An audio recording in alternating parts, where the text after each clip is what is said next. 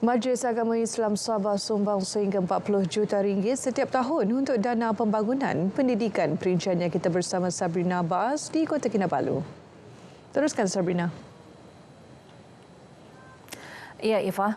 Dana pendidikan itu dimanfaatkan untuk bantuan derma siswa termasuk membantu pelajar melanjutkan pengajian di dalam dan luar negara, khususnya dalam bidang keagamaan.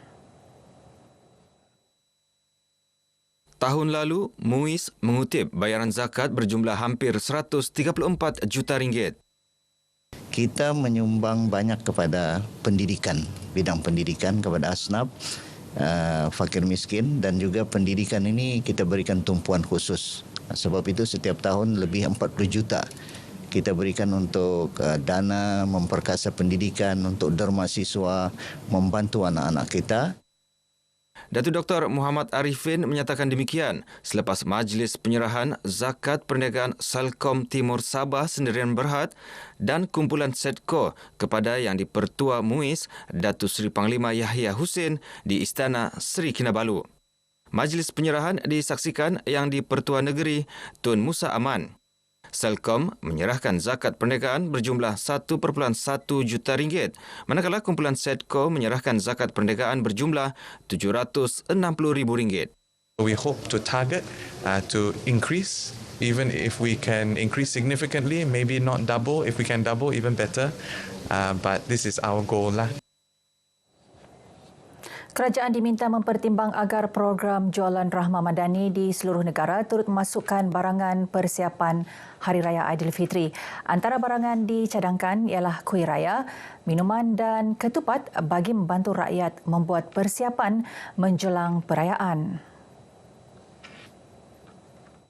Ketika ini, jualan rahmah madani hanya memberi tumpuan kepada barangan keperluan dapur. Kita setiap maklum bila jualan madani ini dia mempunyai potongan harga 20 hingga 30%. Jadi maknanya kita membantu rakyat kita dalam suasana mereka akan merayakan Hari Raya. Beliau ditemui pemberita selepas program agihan bubur kacang anjuran Persatuan Bisaya Bersatu Sabah di Beaufort. Datuk Ruslan turut mencadangkan agar jualan khas diadakan pada minggu terakhir Ramadan bagi membolehkan orang ramai membeli barangan persiapan raya pada harga lebih rendah. Banjir di Paitan semakin pulih. Setakat pukul 4 petang tadi, 75 penduduk daripada 23 keluarga masih berlindung di pusat pemindahan sementara. PPS menurun berbanding 300 orang pada 12 tengah hari. Berdasarkan infografik Sekretariat Jawatankuasa Pengurusan Bencana Negeri, kesemua penduduk ditempatkan di 2 PPS, iaitu PPS Pusat Komuniti Batagon Darat dan Surau Nur Hikmah Kampung Kaindangan. 3 lagi PPS iaitu Gereja PCS Purbatu, Dewan SK Lubang Buaya dan PPS Dewan Terbuka Pejabat Daerah ditutup. Manakala sebuah PPS dibuka di Sandakan bagi menempatkan 11 penduduk daripada 6 keluarga terjejas tanah runtuh.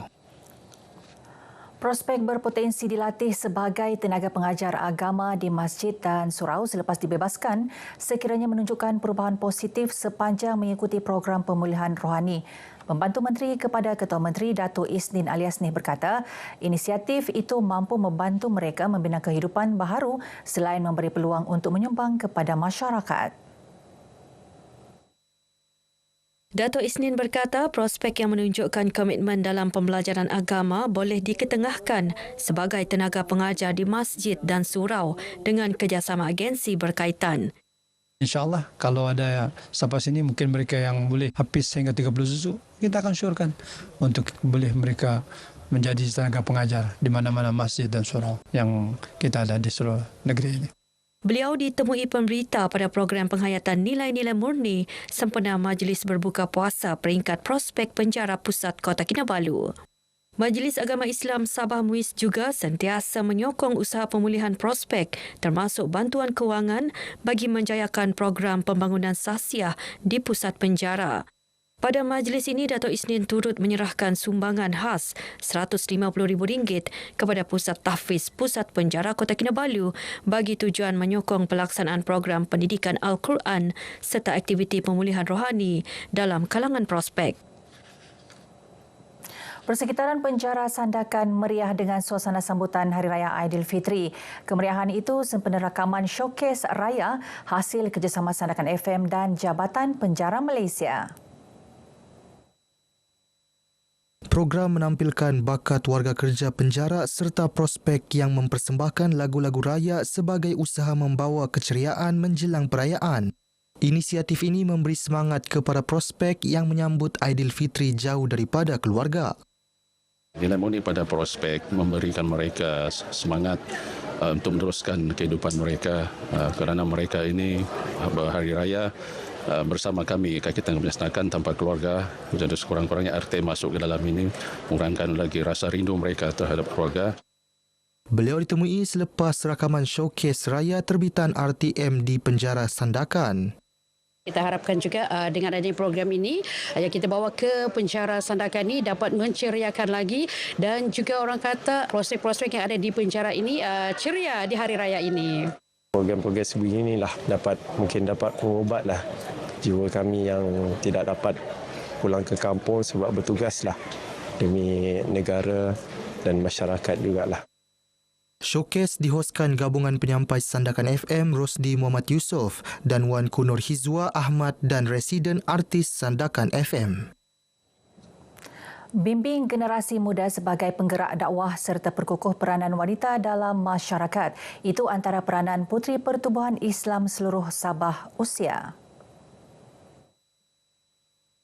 Yang di-Pertua Usia Datuk Sabawi Ahmad berkata, Puteri Usia kini rasmi ditubuhkan selepas mendapat kelulusan pendaftar pertubuhan. Puteri Usia juga akan berperanan sebagai mentor kepada kanak-kanak dan remaja dalam menghadapi cabaran era digital dan globalisasi. Sekaligus melahirkan generasi muda yang kukuh spiritual, berdaya saing dan kreatif dalam menyebarkan nilai-nilai murni kepada masyarakat.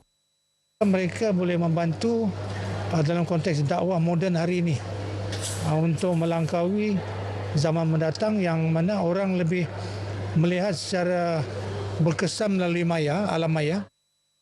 Datuk Sabawi ditemui pemberita selepas iftar Ramadan bersama asnaf di Kota Kinabalu. 40 asnaf diraikan dengan menerima sumbangan bakul makanan serta duit raya.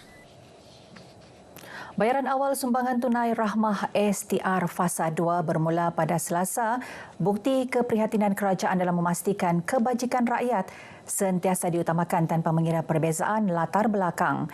Inisiatif itu membantu meringankan beban keuangan rakyat, khususnya golongan berpendapatan rendah dalam menghadapi peningkatan kos sara hidup. Pemberian STR diharap dapat diteruskan demi meningkatkan kesejahteraan rakyat. STR ini pula adalah satu sumbangan untuk rakyat semua. Dia tidak memilih siapa, tapi semuanya dapat. Jadi kita menyambut baik. Kita menyambut baik dengan hasrat kerjaan ini membantu mensejahterakan rakyat.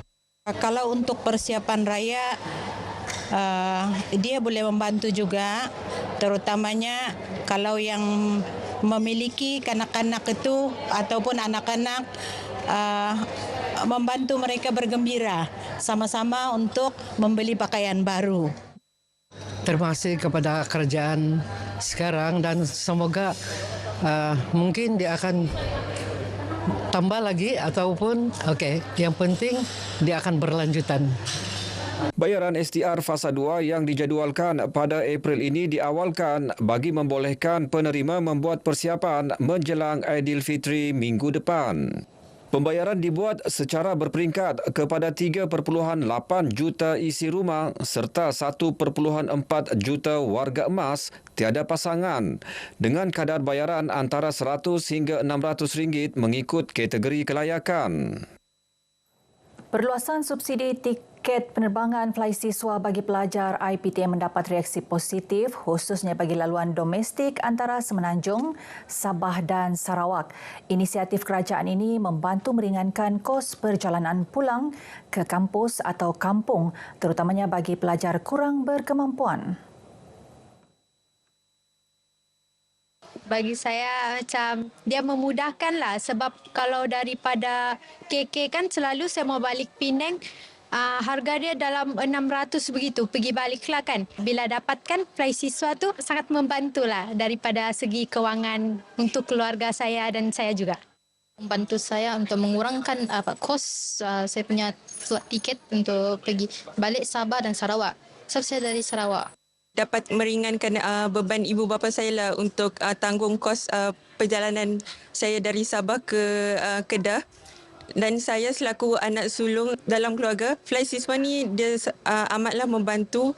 Subsidi tiket penerbangan fly siswa bernilai RM400 dijangka memanfaatkan kira-kira 50,000 pelajar tahun ini berbanding 44,000 pelajar tahun lalu. Trek larian di Stadium Penampang akan dinaik taraf. Perkara itu kini dalam penelitian Kementerian Pembangunan Belia, Kemajuan Sukan dan Ekonomi Kreatif. Menterinya Datuk Nizam Abu Bakar Titingan berkata, anggaran kos bagi projek naik taraf juga sedang dinilai. Saya telah meminta pegawai kementerian khususnya Lembaga Sukan untuk membuat anggaran supaya kita dapat menggunakan perkara ini untuk memohon bajet daripada kerajaan.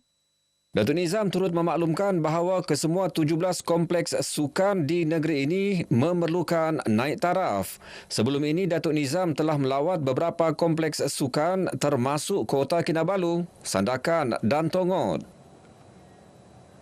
Baik, sekian paparan dari Sabah untuk petang ini. Untuk lebih banyak perkembangan dalam berita wilayah, kembali bersama Ifah. Salam Malaysia Madani.